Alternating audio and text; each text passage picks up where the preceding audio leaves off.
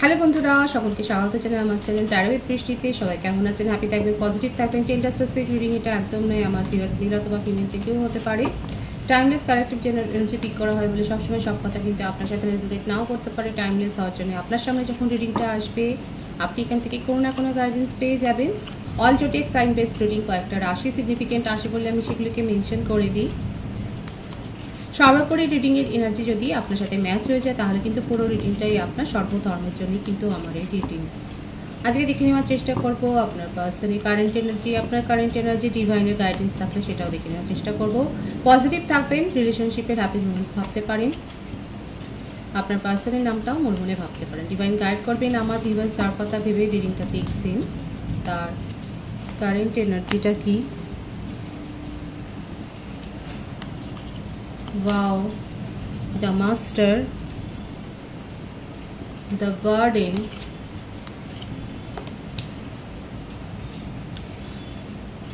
stress,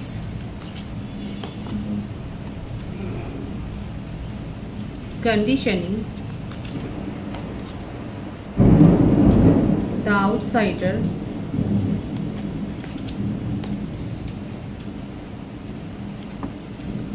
rebirth. আপনাদের মধ্যে separation তো হয়েই গেছে। যার সাথে আপনার সম্পর্কটা ছিল এখনও অনেকে আঁকড়ে রেখেছেন, তিনি কিন্তু মুভ অনের এনার্জিতে দেখা যাচ্ছে এবং পুরো দোষটা আপনাকে দিচ্ছে। নিজের ঘাড়ে দোষ নেওয়ার পক্ষপাতী উনি নন। ওনার মনে হচ্ছে, দেখুন দুটো এনার্জিতেই দেখা যাচ্ছে কোনো না কোনোভাবে উনি আপনাকে সবসময় দায়ী করেন এবং আপনাকে লো ফিল করিয়ে। এটা অনেকবারই আপনাদের রিলেশনশিপে হয়েছে, এটাকে আপনি অন অফ সিচুয়েশনও বলতে পারেন, যে উনি বারবার আপনাকে এরকম লো ফিল করিয়ে নিজের রিলেশনশিপটা থেকে আপনাকে চলে গেছেন এবং আপনাকে ব্লক করেছেন এবং আপনাকে গিল্ট ফিল করিয়েছেন।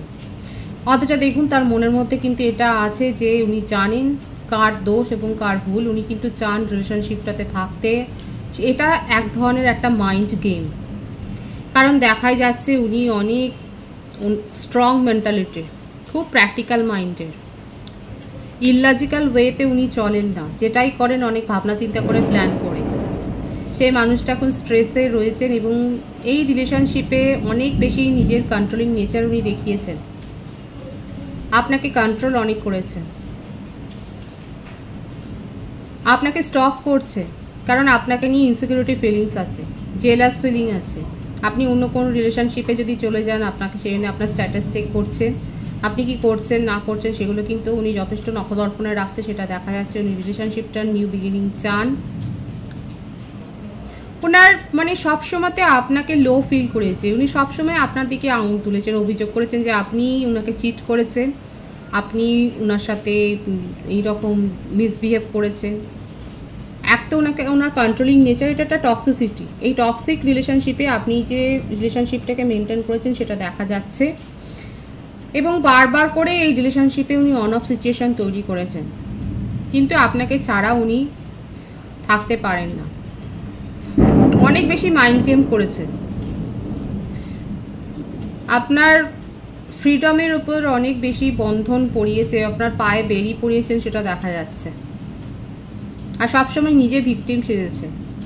যাদের সাথে এনার্জি ম্যাচ হচ্ছে তারা অবশ্যই বলবেন আপনার পার্সন ভিকটিম রোল প্লে করেছে, আপনাকে দায়ী করেছেন কোনো না কোনো প্রকারান্তরে। আপনি অভিযোগ করলেও সেটা এমন সাজিয়েছেন যে আপনার মনে হতো তখন বাধ্য হয়েছে যে আপনিই দায়ী। অনেক ম্যানিপুলেশন এনার্জি, টক্সিসিটি একদম ভরপুর টক্সিসিটি।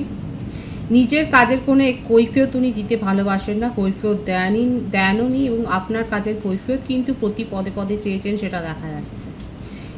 এরকম একটা পার্সনের সাথে জেন্ডার স্পেসিফিক রিডিং নয়, আপনি কিন্তু ছিলেন। যারা সিঙ্গেল রয়েছেন তাদেরকে কিন্তু বলবো, আপনার কাছে এরকম কোনো প্রস্তাব হয়তো আপনার ক্রাশ আছে এবং আপনি বুঝতে পারছেন না, সেক্ষেত্রে কিন্তু তার এনার্জিটা এরকম হতে পারে। খুব বেশি কন্ট্রোলিং নেচারের হবে, নিজের ইমোশনের ওপর অনেক কন্ট্রোল আছে এবং অন্যকে কন্ট্রোল করতে উনি কিন্তু ভালোবাসে। হতে পারে যে আপনি তার প্রতি আকর্ষিত, কারণ তার মধ্যে অ্যাট্রাকশন পাওয়ার অনেক আছে। যারা সিঙ্গেল রয়েছেন তাদেরকে আমি বলছি, আপনাদের যদি কারো প্রপোজাল কারোর ওপর ক্রাশ থাকে কিংবা কারো প্রপোজাল আছে, সে কিন্তু এরকম নেচারের হতে পারে, সেটা দেখা যাচ্ছে। তার রাশি মেষিং ও ধনুরাশি, মিথুন তুলা কুম্ভ রাশি, ঋষভ কন্যা মকর রাশি এসে গেছে। এই রাশিগুলো বেশি দেখা যাচ্ছে। বার্থ ডেট হতে পারে 6, 24, 15, 7, 25, 31, 10, 1, 28, 5, 14, 23 এইগুলো বেশি দেখা যাচ্ছে। বার্থ মান্থ হতে পারে January, February, March, May, June, July, October, November, December এই মাসগুলো বেশি দেখা যাচ্ছে। আপনার পার্সনের কন্ট্রোলিং নেচারের চাপে আপনি যে দিশাহারা হয়ে গিয়েছিলেন সেটা দেখা যাচ্ছে। আপনার পার্সন এই রকম অন অফ সিচুয়েশন অনেক পড়েছেন এবং এই কারণে আপনাদের একটা মূল কারণ যে আপনাদের মধ্যে এই কারণে একটা সেপারেশন হয়েছে এবং উনি এই দূরত্বটা মেনটেন করেছেন। ফ্লাওয়ারিং, দেখুন থার্ড পার্টি সিচুয়েশন এখানে ছিল। ট্রান্সফরমেশন, বারবার এটাই আসছে, আপনাদের মধ্যে এখন সেপারেশনই আছে। ওনার ওপর বার্ডেন আছে, অনেক বেশি বার্ডেন ফিল করছেন, স্ট্রেস। দেখুন যতই কন্ট্রোলিং নেচার থাক, যতই ইগো থাক, সাবকনসিয়াস মাইন্ডে উনি খুব ভালো করে জানেন উনি কী করেছেন। বিবেক এখানে ওনাকে আঙুল তুলে দেখাচ্ছে উনি ঠিক করেছেন না ভুল করেছেন। আপনাকে থার্ড পার্টি সিচুয়েশনে রেখেছেন, অনেক বেশি ইগনোর ফিল করিয়েছেন, সেটাই দেখা যাচ্ছে। এবং আপাতত আপনাদের মধ্যে সেপারেশন, আপনাকে আপনার থেকে অভিযোগের আঙুল তুলেছেন, সবসময় আপনাকে দায়ী করেছেন, সেটাই দেখা যাচ্ছে এখানে।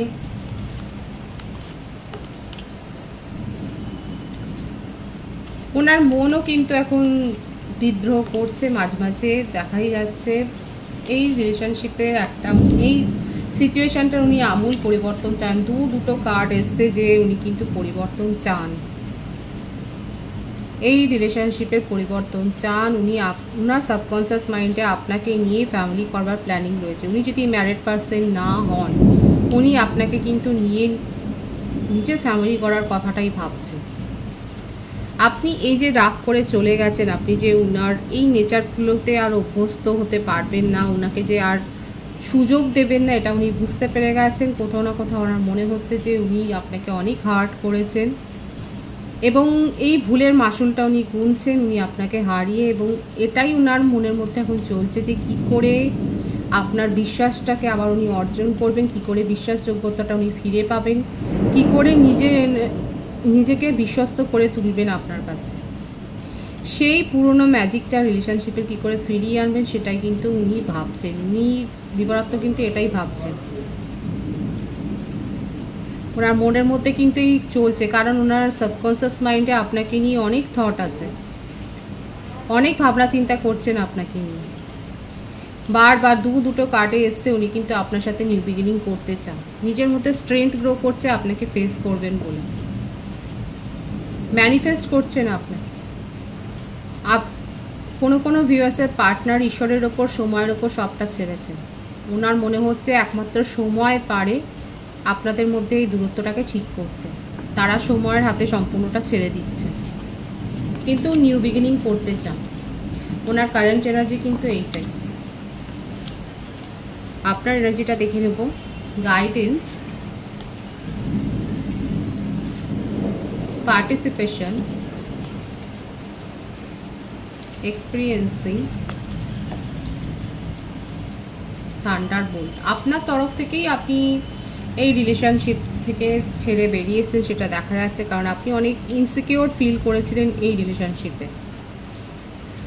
আপনার কাছে কোনো প্রপোজাল এসছে, আপনি আগে সামাজিক পরিবৃত্ত থেকে নিজেকে অনেক দূরে নিয়ে গেছিলেন, কিন্তু এখন আপনি সমাজে মেলামেশা করছেন, এখন আপনি ফ্রেন্ডসের দিকে দেখছেন, আপনি ফ্যামিলিকে সময় দিচ্ছেন, নিজের প্রফেশনাল লাইফকে গুরুত্ব দিচ্ছেন। আপনার কাছে নিউ প্রপোজাল এসছে, আপনার কাছে হতে পারে যে ম্যারেজ প্রপোজাল এসছে।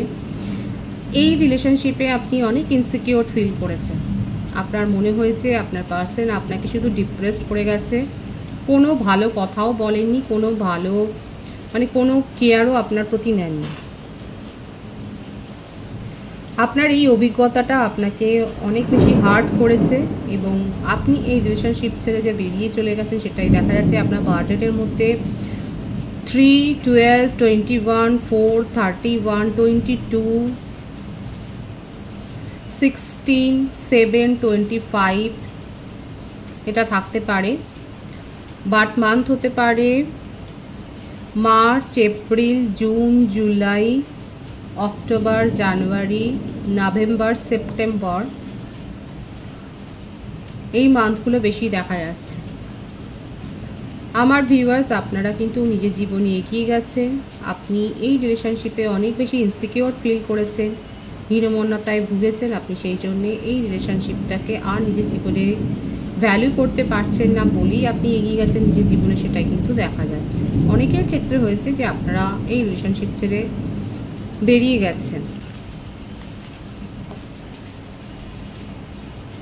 ট্রাভেলিং, ফার্স্ট লাইফ, দেখুন কারো কারো ক্ষেত্রে হতে পারে যে এটা আপনাদের একটা ফার্স্ট লাইফ কানেকশন। আমার ভিউয়ার্স যারা রয়েছেন তারা হয়তো ট্রাভেল করছেন বা ট্রাভেল করতে ভালোবাসেন, কিংবা আপনাকে হয়তো অফিস সংক্রান্ত কাজে ট্রাভেলে যেতে হতে পারে, ট্যুরে যেতে হতে পারে, কিংবা আপনারা ফ্যামিলির সাথে কোথাও যাবেন রিসেন্ট, সেটাও দেখা যাচ্ছে। আপনি এই রিলেশন আপনার পার্সনের সম্বন্ধে কোনো ইন্টারেস্টেড আর নন। আপনি নিজের জীবনে নতুন কিছুই এক্সপিরিয়েন্স করতে চান, সেটাই দেখা যাচ্ছে। আপনার যে অভিজ্ঞতা হয়েছে আপনার পার্সনকে নিয়ে, সেটাকে আপনি, অনেকে আছে যারা নিজের জীবনে রিপিট করতে চাইছেন না। যারা রিপিট করতে চাইছেন না তারা কিন্তু নিজের জীবনে এগিয়ে যাচ্ছেন। অনেকে ওয়েটিং এনার্জিতে রয়েছে, সেটাও দেখা যাচ্ছে। তারা পার্সনের জন্য ওয়েট করছেন এবং তাদের ওয়েটটা সফল হবে, কারণ আপনার পার্সন নিজের মন থেকে এটাই চাইছে যে আপনার সাথে কমিউনিকেশনে আসবেন এবং আপনার কাছে নিজের বিশ্বাসযোগ্যতাটা প্রমাণ করবেন। যে কন্ট্রোলিং নেচার আপনার উপর দেখিয়েছেন, সেখান থেকে নিজের ব্যবহারটার যে পরিবর্তন করেছেন সেটাই আপনাকে বোঝাবেন, এটাই দেখা যাচ্ছে। আমার অনেক ভিউয়ার্স আছে যারা অপেক্ষায় এখনও আছেন, অনেকে আছে যারা নিজের জীবনে কিন্তু এগিয়ে গেছে। একটা মিক্সড এনার্জি দেখা যাচ্ছে আমার ভিউয়ার্সের ক্ষেত্রে। আমি ডিভাইনের গাইডেন্সটা দেখব।